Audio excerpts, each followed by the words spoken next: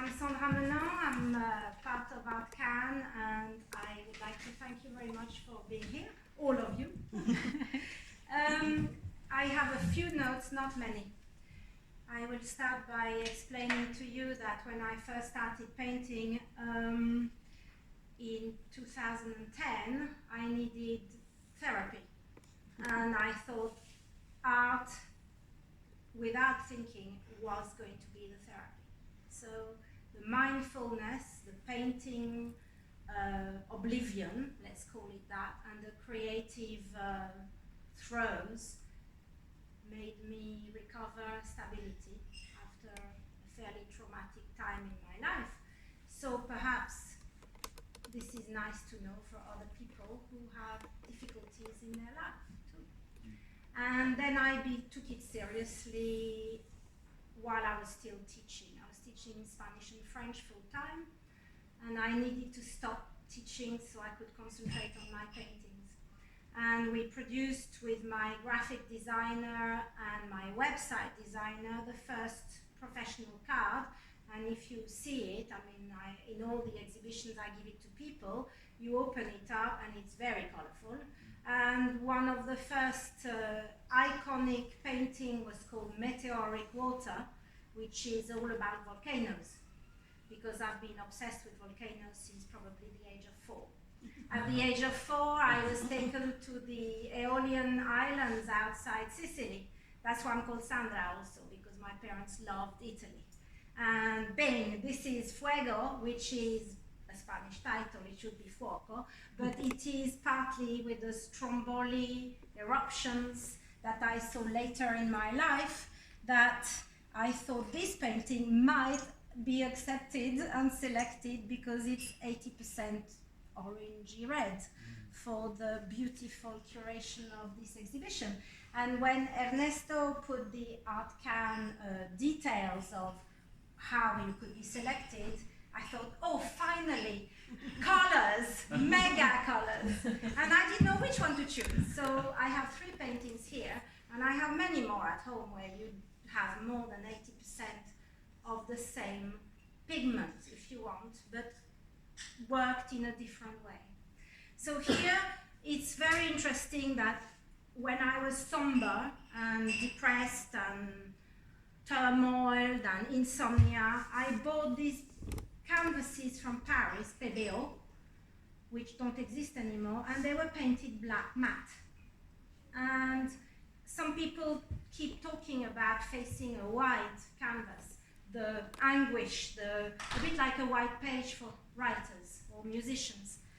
And I thought, no, I want a dark black because it absorbs all the colors, and the last thing I wanted to do is a dull painting. People know me. And here it came on the black canvas, creating something very colorful. It's interesting, the word gaudy, isn't it? Yes. Okay. The multi-layered process is made horizontally. Not me, but the painting. The painting is horizontal, drying with different layers of varnish, acrylic, and I love working with textures. And when I paint for myself first. I don't paint for anyone else. But I would like to create an atmospheric piece of work that people could sit in whatever emotions they have and perhaps enter the painting, travel. A lot of my paintings are about travel memories, where emotions from the viewer are channeled into the painting. So it's my work coming out, but I like the fact that there is an interaction with the people who look at the work and how it appeals to you and your emotions. So you will see that in my website there is a lot of volcanic paintings, which, as I explained, is probably something to do with my temperament as well. So I am a colorist, big time. So thank you, Ernesto, because I thought this was the first chance I had to present a work that had so much color. You will notice, obviously, the volcano, but also the moon. The moon motif is fairly obsessive. It comes from Japanese compositions where, you know, Hiroshige, Aokuzai, there's always a moon, which is it's halfway out also. I can't help it, it comes back. In all my abstracts, in my semi-abstract, there is a round motif that might appeal to you. I'm very lucky to have art practice full-time, and I have a lovely husband who is here tonight who produced a QR code. QR code, that's fantastic. So I'm going to glue it with a bit of glue tag there, and then you can go bling and go into my website.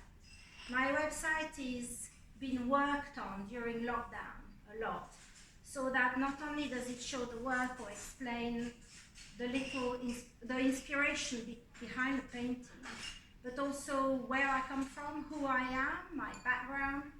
My family background is quite amazing, and I'm very touched still now to be able to paint, because my great-grandfather was a painter in Paris, and it's been passed on. So the skills haven't been passed on, but the passion and the eye for aesthetic and colors. And I think all my life I was surrounded by exhibitions, and when I traveled a lot, I want to render not a photo, not a landscape, but the emotion I had there. And my paintings are that. Voila, so mostly you will see me in some exhibitions of ArtCan, where I've been very lucky to be selected. So there is a large abstract in the Shard. There is a semi-abstract in the News Building, which is from a trip in India using Indian yellow, which is so beautiful. And I do a lot of open studio events where people get to know me and can talk to me about the painting, because I think being an artist is very lonely, very solitary, and this is why it's so important to exhibit, to share your passion, to share your feelings, to talk mucky stuff and how it happens, and it's a wonderful opportunity.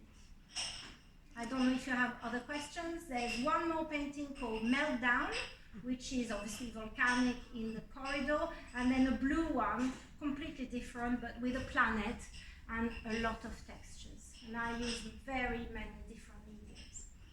Voila. Do you have any questions, perhaps? Yes, I have a question. When I was looking at your website to see your works, I see that you also have a passion for Japan culture, like you mentioned before. Can you tell us a bit more, and how do you transport this into your paintings? Yes, I am completely obsessed with Japanese compositions and the peacefulness that comes out of their supposedly simple composition. We're talking Hiroshige and Aokuzai in particular, with the woodblock prints, where within a few lines and simpleness of landscape, I am transfixed and you are led to dream. My father was obsessed with Japan and started also doing a lot of pastel rendering of Aokuzai.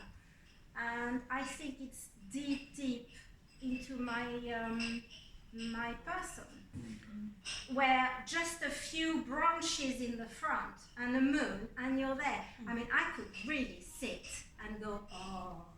And it's a type of meditation in front of something. So I don't reproduce it, never, but yes, I am very inspired with the simplicity, but very accomplished atmosphere there. Yes. Voilà. Voilà. Merci. Merci. Thank you.